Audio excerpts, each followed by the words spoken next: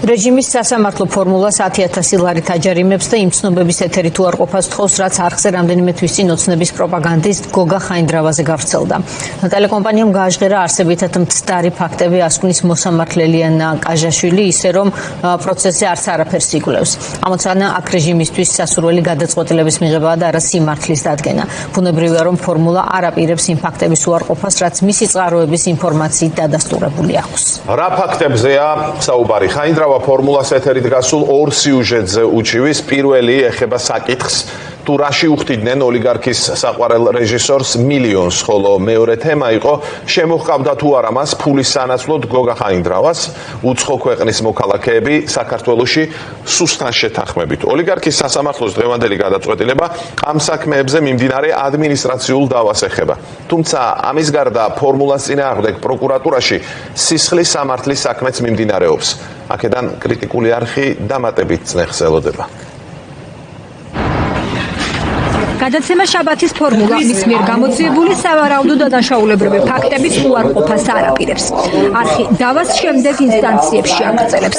საბოლოოდ საქმე შესაძლოა ადამიანის უფლებათა ევროპულ სასამართლოში აღმოჩნდეს.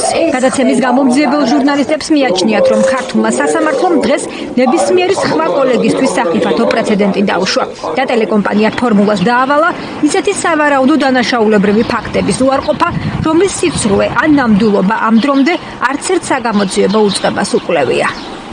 Სამართლემ აზრიც კი აზრი, რომელიც აბსოლუტური პრივილეგიით დაცული უფლებაა, აზრზეც კი ამბობს, რომ ეს არის მცდარი. მოსამართლე ამბობს მტკიცებით ფორმაში, რომ მცდარი არის წყაროს ნათქვამი და ციტირებები მოყავს. აი, გულწრფელად მაინტერესებს, ვინ, სად, როდის და ადგინა ის შესაძლო და სავარაუდო დანაშაული, რასაც წყარო მიუთითებს და რას ეყრდნობა მოსამართლე, როდესაც ამბობს ყველაფერზე, რომ არის აბსოლუტურად მცდარი.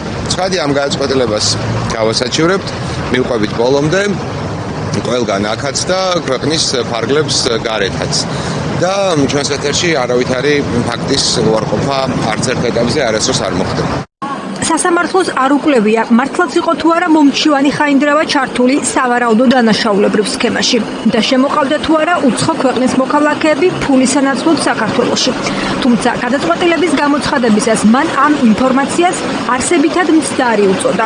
მოსამართლე ლიანა კაჟაშვილმა გოგა ხაინდრავას მორალური ზიანი 10,000 ლარად შეაფასა. სამოქალაქო დავის ფარგლებში მიღებული ეს გადაწყვეტილება რა გავლენას მოახდენს ამავე რეპორტაჟთან დაკავშირებით ფორმულას წინააღმდეგ პროკურატურაში წამოწყებულ სისხლის სამართლის საქმეზე. არხის იურისტებს პროგნოზის გაკეთება უჭირთ. თუმცა არ გამორიცხავენ, კიდევ უფრო მძიმე სადამსჯელო გეგმა უწყებამ სწორედ დღევანდელ გადაწყვეტილებას დააღრდნოს. რას ეყრდნობა ეს არსებითად მცდარობა, ეს რა თქმა უნდა დასადასტურებელი იქნებოდა შესაბამისი საგამოძიებო უწყებების, რომლებიც რატომღაც ამ ეტაპზე არ არიან დაინტერესებული ამ საკითხით და მხოლოდ ფორმულას მიმართ არიან დაინტერესებული სისხლისამართლებრივი დევნის დაწყებით. შესაბამისად მიგვეჩნია, რომ ეს გადაწყვეტილება ამ ნაწილშიც დაუსაბუთებელი არის. მედია ანალიტიკოსებს და უფლებადამცველებს ეჭვი არ ეპარებათ, რომ ქართული ოცნების ხელისუფლების მიმართ კრიტიკულად განწყობილი ტელეარხის წინააღმდეგ წამოწყებულ პროცესებს ისმართავს. დღევანდელ გადაწყვეტილებას გამაფრთხილებელ გზავნილად აღიქვამენ ყველა იმ მედია ორგანიზაციისა თუ ჟურნალისტისთვის, რომელიც მმართველი პარტიის ან მასთან დაკავშირებული პირების სავარაუდო დანაშაულებრივი საქმიანობით ინტერესდება.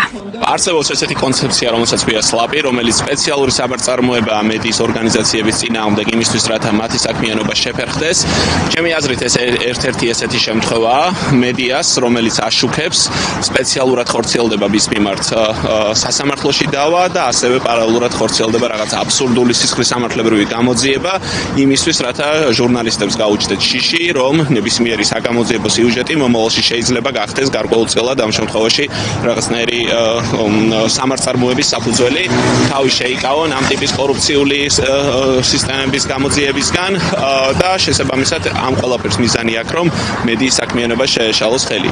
საქართველოს ნაირ ქვეყანაში, სადაც სასამართლო არ არის დამოუკიდებელი, რომელსაც აკონტროლებს პოლიტიკური ხელისუფლება, რა თქმა უნდა, ეს განსაკუთრებით აქტუალურია. ამ რეჟიმს არ აინტერესებს არც ადამიანის უფლებათა საერთაშორისო სამართალი და არც კონსტიტუციური სამართალი.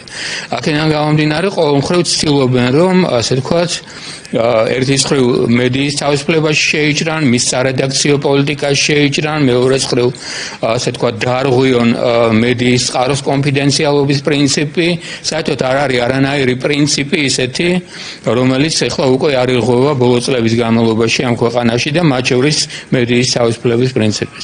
უფლებადამცველები არ გამორიცხავენ საგამოძიებო ჟურნალისტიკის დევნამ ქვეყანაში კიდევ უფრო მასშტაბური სახები იყოს. ამეჩვის ერთ-ერთ საფუძველს კი ოცნების მთავრობის პროპაგანდისტი რეჟისორის მიერ დაანონსებულ ახალ გეგმაში ხედავენ. გადაწყვეტილებით კმაყოფილმა ხაინდრავამ სასამართლოს ეზოშივე განაცხადა, რომ მოგებული 10,000 ლარით სპეციალურ ფონდს შექმნის მედიის სამხილებლად. ჩემი მხრიდან ეს იმისთვის იყო გაკეთებული, რომ ჭკუა ისწავლონ და იცოდნენ, რომ მე გამოვაცხადე და კიდე ერთხელ მინდა დავადასტურო, რომ აი ეს თანხა, რომელიც გამოყვეს, ამ თანხას ჩავდე ფონდი უნდა დავაარსოთ, რომელიც მედია ტერორიზმთან დაიცავს მოქალაქეებს. იმ მოქალაქეებს ესაც არ აქვს შესაძლებლობა, რომ თავისთავად დაიცვას ისე, როგორც ამ შემთხვევაში შემემართა. შაბათის ფორმულას წყარო უყვება. რა გაგრძელება ექნება ხაინდრავას პრეტენზიებს პროკურატურაში? ეს კითხვა ჯერ ღიად რჩება. სრულ დასმენის მუხლით დაწყებული გამოძიების ფარგლებში ფორმულას რამდენიმე თანამშრომელია გამოკითხული. ამ ეტაპზე ცნობილი მხოლოდ ის არის, რომ უწყება სადავო რეპორტაჟის შინაარსით არ ინტერესდება. ამიტომ ბუნდოვანია, როგორ აპირებს ის არხის ან მისი კონფიდენციალური ინფორმატორების წინააღმდეგ სრულ დასმენა ამტკიცოს.